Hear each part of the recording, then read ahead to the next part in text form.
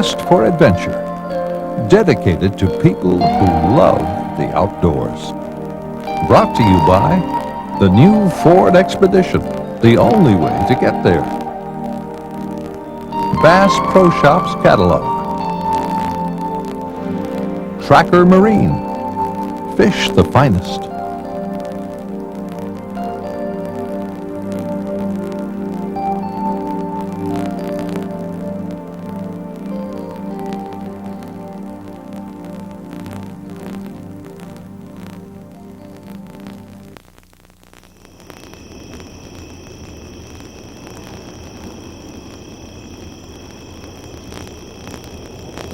You need some help.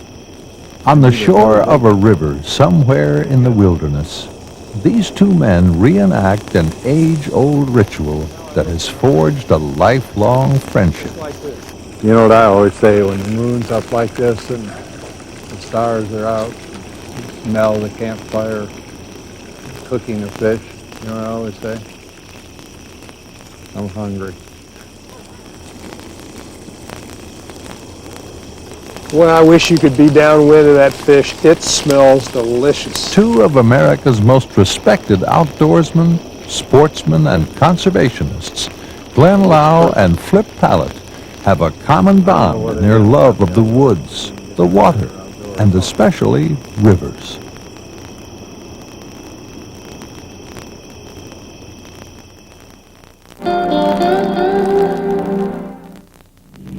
For my friend Flip Pallot, the river that flows through his memory is a special place, as wild and unexplored as any river in America. The lure of fish, wildlife, and adventure captured young Flip's spirit and soul. It's just funny how, at least in my life, there's always been a river of some kind. It's funny because I really don't come from a place, a part of the country where there are lots of rivers. But still, I grew up on a river, and it's hard to think of the Everglades or the River of Grass as a river, but it is a river, and for me it always was a river, and it always was the river that took me to different places in my youngerhood. That river led through the central Sweetwater part of the Everglades and flowed on down into Florida Bay, which was where the Sweetwater met the saltwater. And when the River of Grass led me to that point in my life, I discovered a whole new thing. And it just led me from one facet of the Everglades to another until finally it sort of dumped me out in Florida Bay, and which led me to the Florida Keys, and that was the early influence in my life of a river. And people don't think of it as a river, but truly it is a river. I remember early on in my wanderings there were a series of flood control canals, and there were a remnant of an early project to drain the Everglades and make it suitable for development. And in the early days of those canals, as with early canals and early lakes, they were very prolific. They were full of bass and full of other native species. So my early days were spent just wandering along those canals, because it was easy to keep from getting lost at first and start getting used to the different plants and the different look and feel of everything. Very few people are hardy enough to pull a canoe off into the Everglades or walk or do what's required to see it. But if you can get there, it's a subtle world that's just busy all the time. It's probably, of all places on the planet that I've ever been, it's probably the most wonderful part of the natural world. Fortunately, the Everglades National Park Service maintains a series of what they call chickees, which is an old Seminole dwelling. And these chickees are dwellings that the Park Service has built all through the backcountry of the park. So someone coming to the park who really wanted to get off the beaten track and do it safely and do it without having to exert themselves too much could make reservations at these different chickees and take a boat and visit these chickees and camp out in relative comfort and safety and still have a chance to be far enough off the beaten track and far enough back into the backcountry to really see the Everglades. At the first opportunity, Flip went from a pioneer explorer of the Everglades to become a professional fishing guide throughout the coastline of southern Florida. His enthusiasm and hard work gained him the reputation of being one of the very best. I had already spent a lifetime learning that country, and so I didn't have to go out and figure out each day where I had to guide and what I had to do. I found myself guiding men for a long period of time, and then suddenly they would start bringing their sons, and then they would get too old to come anymore, and their sons would come and then bring their sons, and I actually had 3 generations of customers, and I knew their family lives and their problems, and I would confide some of my problems in them, and it was a real special relationship that lasted all through that 17 or 18 years that I guided, and many of those people are still very close friends today. Fly fishing and fly casting is Flip's vocation and avocation, all rolled into one. He is considered by many of his peers to be the very best, although in his own modest way, he would never admit to that. If I do have a business, it's in the area of fly fishing. I mean, it's what I think of as my business, and it's what I think of as my first love. It's fly fishing that has provided me with some of the best friendships that I've ever had, and it's fly fishing that's taken me to some of the most wonderful exotic locations in the world. I don't think of myself as a great fly caster, but I do feel like I have a pretty good handle on the dynamics of the sport and understand pretty clearly what it takes to perform casting, and I think that's what makes me a good teacher of fly casting, which is something that I do on a regular basis, both privately and at a school in the Florida Keys called the Saltwater Fly Fishing School. Put this under your hand, like we did yesterday. Put that right under that hand there. All right, and then what I'd like to see you do is let your back cast go this far back. See how we're breaking your wrist here? Yeah. But look where your rod tip ends up now, way behind you, so that when you come forward to make your forward cast, you're coming from way back there instead of up here like this. Now you're starting. I think the single most important thing that a fly fisherman can bring to the game are casting skills. I think his enjoyment of the sport is directly related to the casting skill that he or she possesses. My advice to anyone entering the game would be, first thing, get your casting skills. They'll enable you to perform better as an angler, and they'll avoid hours and hours of frustration on your part, your guide's part, and it'll just allow you to immediately begin to enjoy the sport. As long as I've known Flip, he has never lost his love of exploring and discovering new areas to hunt and fish. The river that now occupies much of his time is the St. Johns. As I grew older and moved from South Florida to an area beside the St. Johns River, I had another river to learn and another river to allow to lead me to different things, which it has done. And then there have been some saltwater rivers in my recent life that I've been enchanted by. And what's wonderful about them is that they came at a later part of my life, at a time when I needed something new to explore, something brand new. With my wife, I've had a lot of fun exploring these new rivers, and I've resisted the temptation to let anybody locally show me anything about the river, which would deprive me of the fun of discovering for myself up there. So she and I together have been bumbling our way around those river systems in the new area of the state where I live, and so once again in my life, rivers are coming into play. Around the next bend, there's something. There's no word for it, there's no name for it, there's no way that you or I could ever explain it.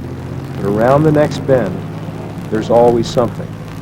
And you always find yourself going further and further and further away from the starting point, in spite of the fact that you know how difficult it is going to be to get back to where you started. But then there's another bend, and then there's another riffle, and then there's some tall trees in the distance. You can't see them because of the next 3 bends, so you got 3 bends to make before you get to the tall trees, but you have to see the tall trees. Why? There's tall trees behind you. You left tall trees. I hope we never know the reason for that. But it's in there. I feel it. I know it's there. I recognize it. It gets me into trouble all the time. I love it. The moment I met Glen, some 20 years ago, I knew that I'd met a part of myself. I knew instinctively in that moment of meeting that he and I were destined to share many campfires, sunrises, and wilderness paths. As time passed, we've shared all these things and much more. I've come to learn that the single most important act in Glen's repertoire is sharing. I grew up on the Maumee River in Ohio, right at the mouth of where the Maumee runs into Lake Erie. And then as I got older, I started to realize these are the arteries of life here in the United States. Our rivers are where the blood flows through that keeps everything else going. And if we don't take care of these places, then we're all going to be lost. Childhood heroes form what we become. Without our really knowing it, they guide and direct our paths. Two completely different sets of role models directed Glen's path and my own, in directions that would intersect in 1970 and then continue along together throughout a lifetime. I remember my heroes. My heroes weren't baseball players or football players. In fact, I didn't even know the names of any of them. But my heroes were people like Sam Oatley, Bob Archer, Ed Koenig, people who were the first people to take me hunting and fishing. By the time I got through most of my grade school, I had made up my mind that that's what I wanted to do, is be a fisherman and a hunter. And in the process, what I discovered was that you could do that and get paid for it. And there was a simple answer, and that is to become a hunting and fishing guide. To start with, back in 1958, I won the King of Ohio fishing tournament. It was to see who could catch the most fish in 12 weeks, and I found out about it when it was 6 weeks over, and I said, I can win that, and I did. I caught 2,900 pounds of fish in a period of 6 weeks, and that was that really gave me the momentum and a lot of publicity to start my guide service. And I thought, well, while I'm at it, and I'm in probably the best fishing spot in the world, which was Lake Erie, I'll guarantee that they catch fish or they don't have to pay. And for 13 years, I guaranteed, and I never once missed a payday. I started scuba diving in 1956, and I utilized that to help me find places where we could catch fish. And by places, I mean certain reefs.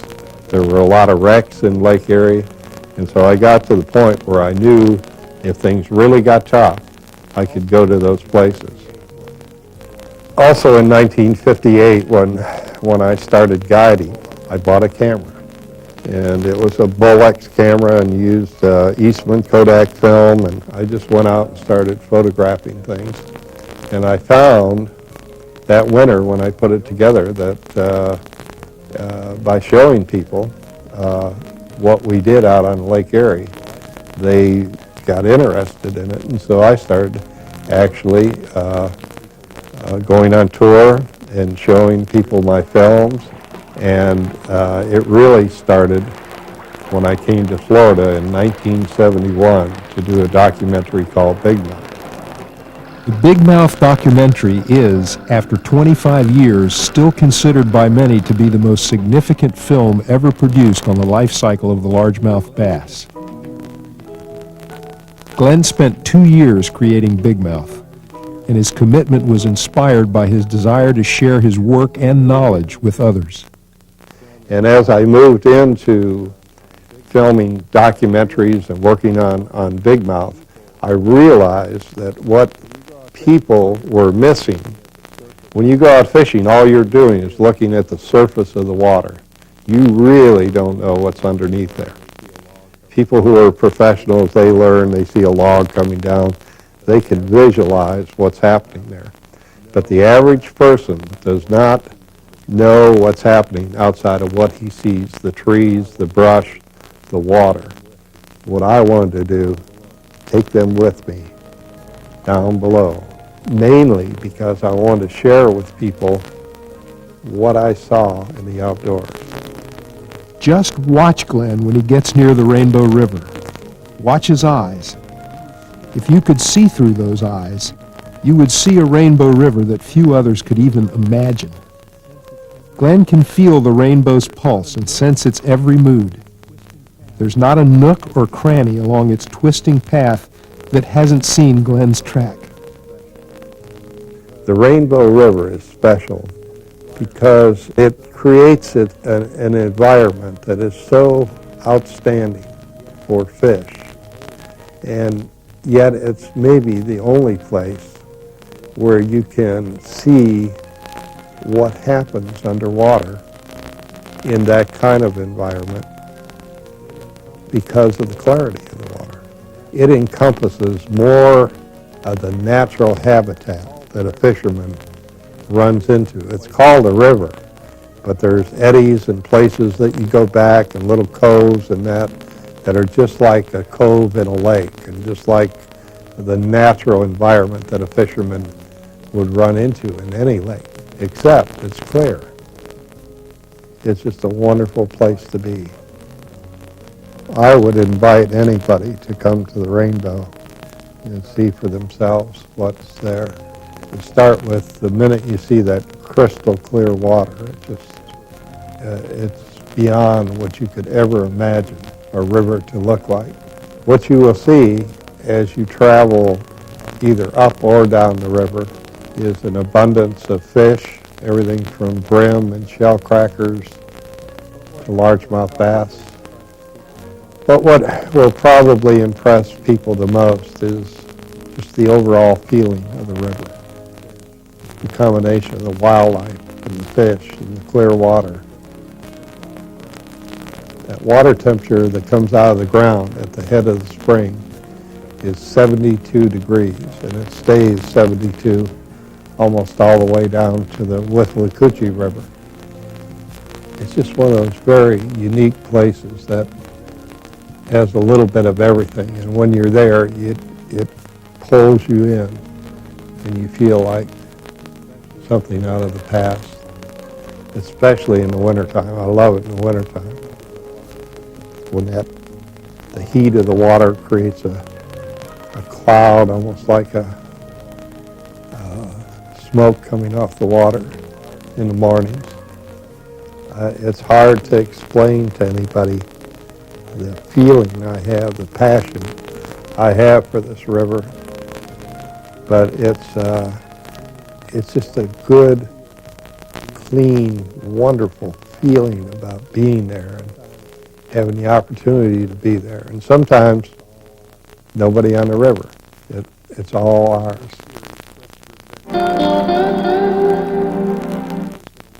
In the course of this series, Quest for Adventure, I think the television audience is going to learn that it has a remarkable treasure out there that they've not known about and not taken advantage of, and that exists in the form of public lands.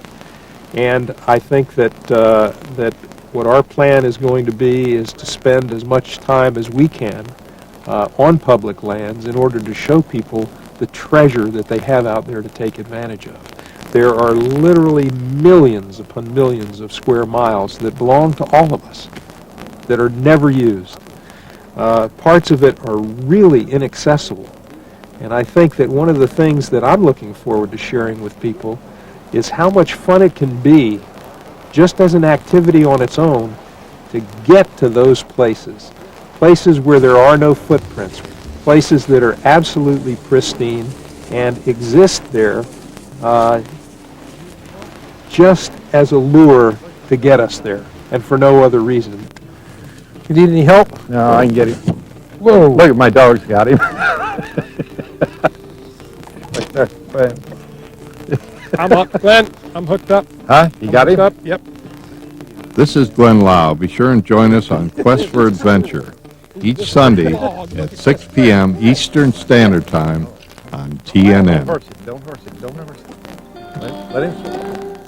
Quest for Adventure has been brought to you by Ford F-Series. The best-selling trucks are built Ford tough. Bass Pro Shops Catalog. Columbia Sportswear Company. Tracker Marine. Fish the finest. Panasonic. Just slightly ahead of our time. Realtree. America's most versatile camo pattern.